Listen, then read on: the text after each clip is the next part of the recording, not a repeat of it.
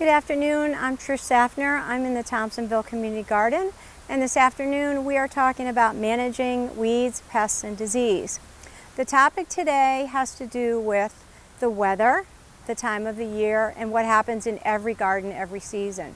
It's very important to know this time is coming and not be afraid of it, but be ready for it, be educated. The reason why I'm talking about it today, it's mid-July here in northern Connecticut. We've had a great growing season so far. We've had moderate temperatures, we've had frequent rains, but last week we had rains 3 nights in a row in the evening, followed by wet, humid air and cloudy days. And so that sets up now the plants for a little bit of problem. So what does this mean as far as weeds, pests, and disease? For weeds, it causes them to just take off. Just like your vegetables, they are absorbing the water, they're absorbing the sunshine, and they're loving that warm air. So what can happen? Well, this can happen. This is an unplanted garden here in Thompsonville, and the soil is brand new this year. Collins compost, very fertile, very rich for vegetables, but also just as rich and fertile for weeds to grow. So by leaving the surface untouched, this is what happens. And this can happen in your garden if you're not careful. But more than likely, it's not going to happen in your garden because you will have noticed this coming along. The reason why this happens is because weeds at this time of the year are seeking to reproduce themselves. They, like the vegetables, enjoy the weather and want to bring themselves to a full cycle of growing, reproduce themselves with flowers and then seeds. And so you can see on some of these weeds that they're starting to go to flower, and then they're going to start to produce weeds, or they're going to produce seeds. And so if you don't take them out or remove the stems with the flowers, the weeds will just drop those seeds when the wind blows. Later on in August, they're going to lay down in the soil. They're going to stay dormant during the winter time, and then come spring, they're going to take off, and you're not going to know where they came from. So weeding in July is very important. I'm sure your garden will never look like this, but if it does, it's very easy to take care of. A little bit of time, a little bit of care. The weeds, if I were to pull them out right now, would start to take out a large clump of soil. And we want to leave the soil in for the vegetables to grow. So the easiest way to take care of weeds at this point is actually to just cut them right at the soil level. I'm removing the stem and all the energy that the plant would need in order to grow further. So now that stem begins to die off, the roots start to break down, and it actually feeds the soil microbes. So this is how I do weeding in all my gardens. This is how I recommend that you do it, unless the weeds are very small, less than an inch, and you can just easily pull them out and they're not going to cause much. But if I were to pull out one of these big weeds, you'll see it takes a fair amount of soil with it, and that is all soil that could be used for vegetables. So that's a no-no. We're going to talk about pests next. And what does that have to do with weeds? Well, weeds of this size are a great home for pests to live in. And if you let these weeds go, you're going to have plenty of pests that you didn't know about, and they're going to jump onto your vegetables and start causing problems. So what are the pests that are in vegetable gardens? There's a few of them. They tend to take over the plants that have the largest leaves, like squash and cucumbers. They tend to plague tomatoes because tomatoes are a little bit of a fussy plant to grow.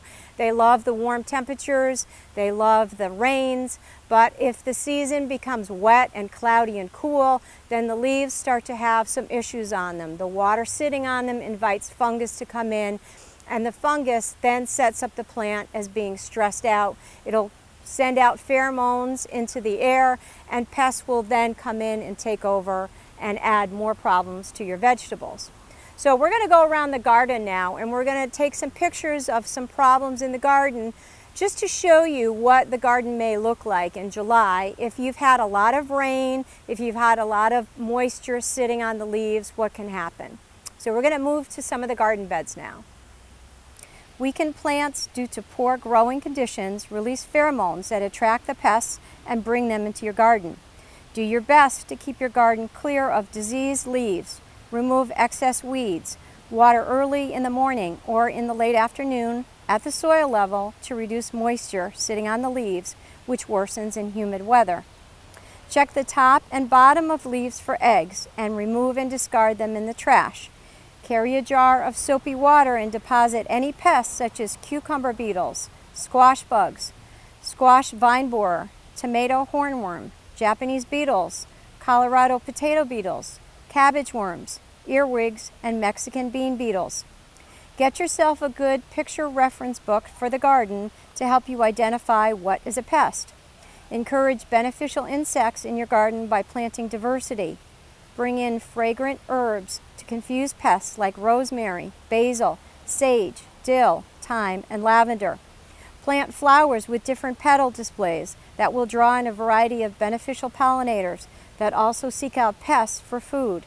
Try cosmos, zinnias, sunflowers, alyssum, coreopsis, feverfew, and hyssop.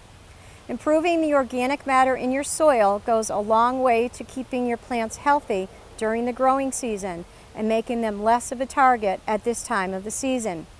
Stay close by and observe what is happening right now in your garden, and never use chemical sprays that could kill off beneficial insects already at work in your garden.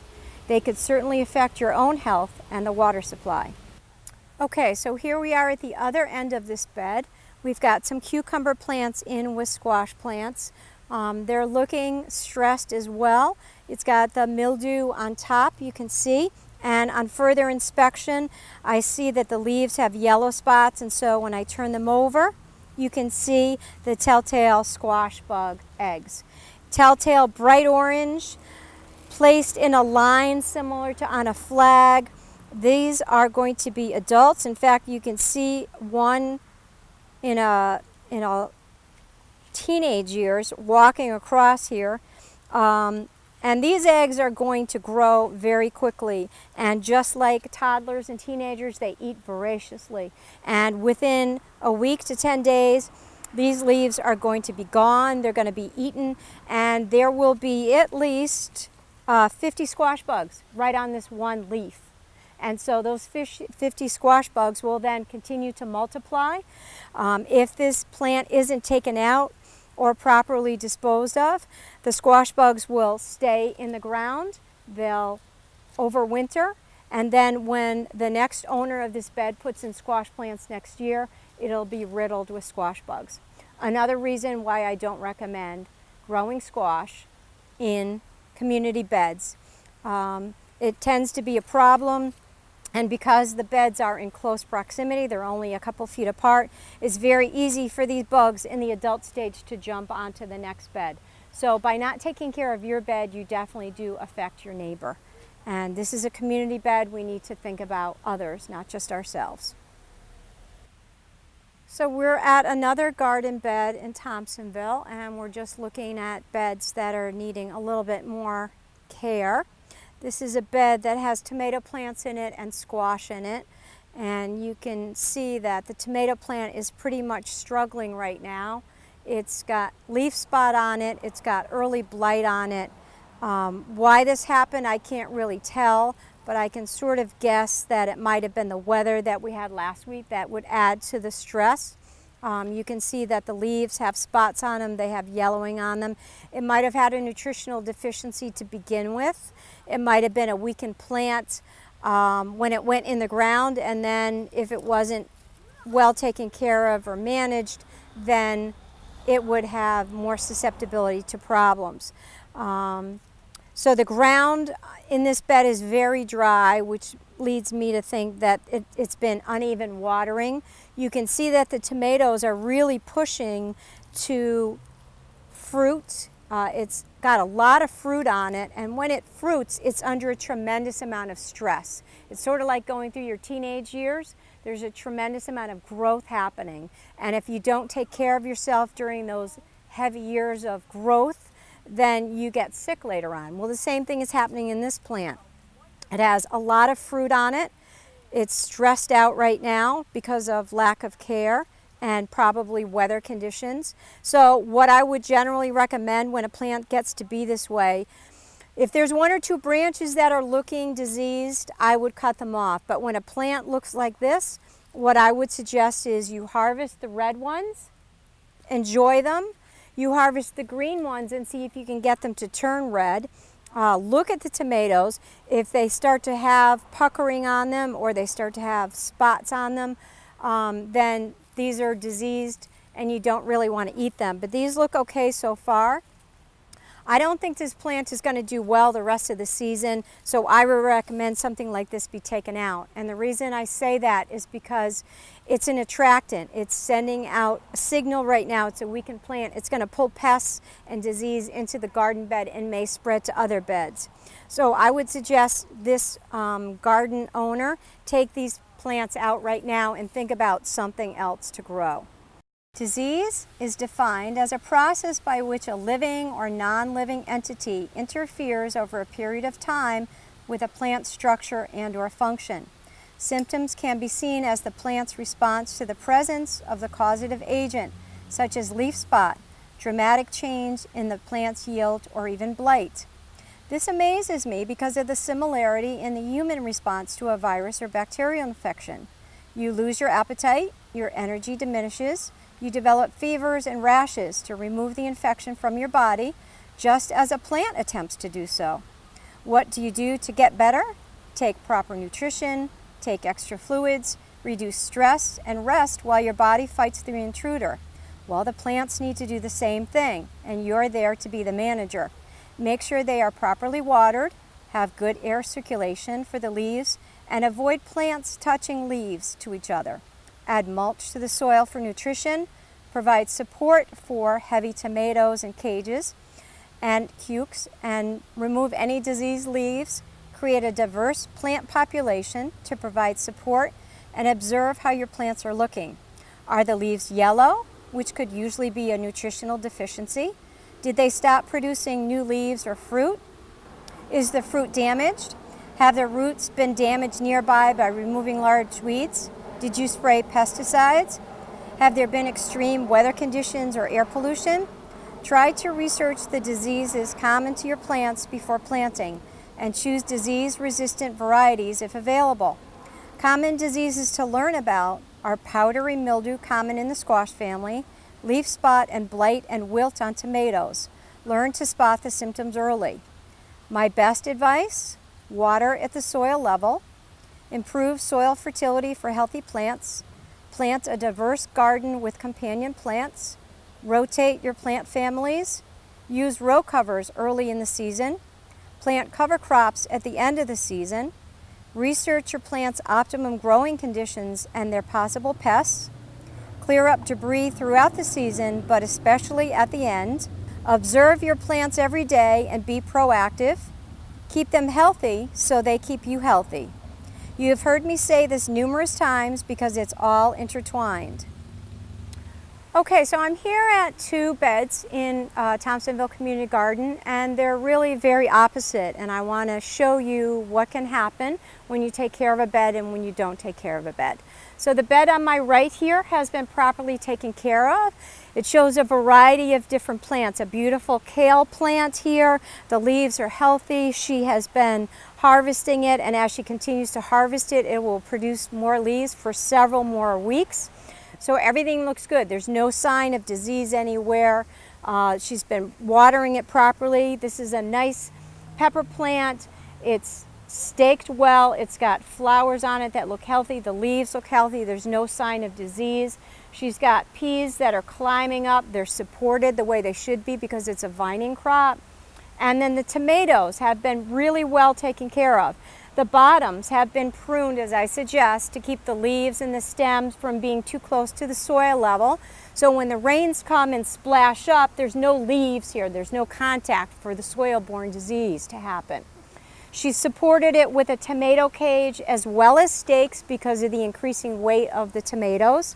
She has pruned it so that there's no suckers in here, and there's a tremendous amount of light going through here. So that means disease is just going to bypass this garden. There's no place for it to settle. There's great air circulation. The sun is getting to the leaves. She's left enough leaves on here so there's no problem with sun scald on the tomatoes. All her other ones are doing just as well. Again, there's a lot of sunlight, there's a lot of air, they're supported, very important. She's got a squash plant that's just vining on the bottom. She's keeping it nicely taken care of. There's nothing going on the back of the leaves that we would see for disease. She's got tomatoes that are ripening, a sign that things are really healthy. And back here she's got some nasturtiums, which are adding to bring in beneficials. So this is a great example of a healthy garden bed and why it looks healthy in July. The garden bed on my left has not really been taken care of. It was planted and then really left to its own accord. And this is what happens. So a stake was put in initially to help the tomato, but they didn't realize how big a tomato will sprawl. It's a vining crop. It needs to be supported, as it is in this garden, with a cage and a stake. So this little bamboo is not going to support it.